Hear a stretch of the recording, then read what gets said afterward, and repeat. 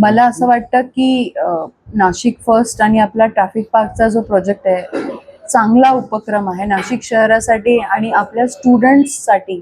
Traffic आणि traffic sense आणि कळणं हे खूप अत्यावश्यक आहे. मी इनफॅक्ट जेव्हा ते पहिल्या भेटीला आले होते तेव्हा म्हटलं होतं की याचं मॉड्यूल अपग्रेडेशन करावं, की ज्यांचं लायसन्स संपलेलं आहे RTO सोबत. कारण आता आपण बघताय नाशिक शहर मोठं होतं आहे, ट्रॅफिकच्या अनेक समस्या आणि त्यामुळे ट्रॅफिक सेन्स असणं खूप गरजेचं आहे. जसं मी आल्यानंतर आपल्याला सांगितलं की लेफ्ट फ्री झाला पाहिजे, लेफ्ट टर्न हा फ्री झाला पाहिजे. तो बऱ्याचदा आता ट्रॅफिकमुळे आपण बघतोय की लेफ्ट टर्न आपल्याला फ्री नसतो. काही नॉर्म्स जे आहेत ते आपल्याला फॉलो करायला लागतील. आणि मला असं वाटतं की गेले 30-40 वर्षापासून इंडस्ट्रीमध्ये हे नाशिककर आहेत ते योगदान देत होते आणि नंतर त्यांनी ट्रॅफिक पार्क उभारायचा किंवा त्याला सपोर्ट करायचा, एक चांगली ॲक्टिव्हिटी करायची म्हणून घेतली. स्थानिक लोकप्रतिनिधींनी ज्यावेळेस महासभेत आक्षेप घेतला, माझी महापौर म्हणून एक भूमिका आहे की जर सिनियर लोकप्रतिनिधी आणि इतर लोक त्यावरती आक्षेप घेत असतील तर त्याचा एक कॉग्निझन्स घेतला पाहिजे. कारण दोन्ही ठिकाणी रिस्पॉन्सिबिलिटी आहे. लोकप्रतिनिधी हे लोकांनी निवडून दिलेले असतात आणि त्यामुळे ते जे काही सभागृहात सांगतात त्याचा एक रिपोर्ट घेणं हे माझं काम आहे. दुसरी गोष्ट, त्याचबरोबर जिथे ते स्थानिक राहता आहेत किंवा जिथे ही ॲक्टिव्हिटी आहे ट्रॅफिक पार्क, तिथे नक्की काय चाललं आहे याची देखील चौकशी करणं हा एक त्याच्यातला भाग आहे.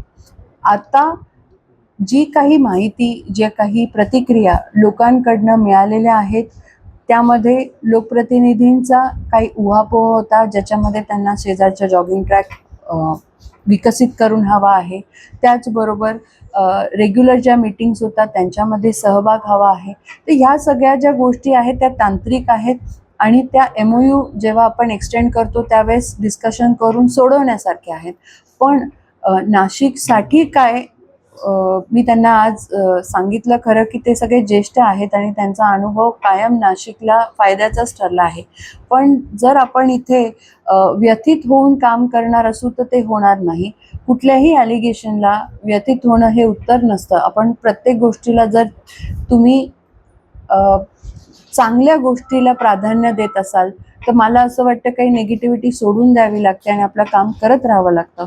आणि अशाच आशयाचा काही डायलॉग आमच्यामध्ये झाला आहे. मी फार पॉझिटिव्ह आहे की ट्रॅफिक पार्क तर नाशिकमधला बंद होणार नाही आणि माझी स्टेटमेंट कायम हीच आहे आणि ती बदलणार नाही. हां, मॅनेजमेंट कोण करतं आहे किंवा यांनी सकारात्मक भूमिका घ्यावी हीच माझी इच्छा आहे. आणि याच्यात जे काही बदल लोकप्रतिनिधींना सुचवायचे आहेत त्याचा अंतर्भाव जर मिळून करता आला तर नक्कीच याच्यातनं सुवर्ण मध्य काढता येईल. आज पण मी पॉझिटिव्ह आहे आणि ट्रॅफिक पार्क नाशिकचा जो आहे तो बंद होऊ देणार नाही. शेवटी Nashik has to be first.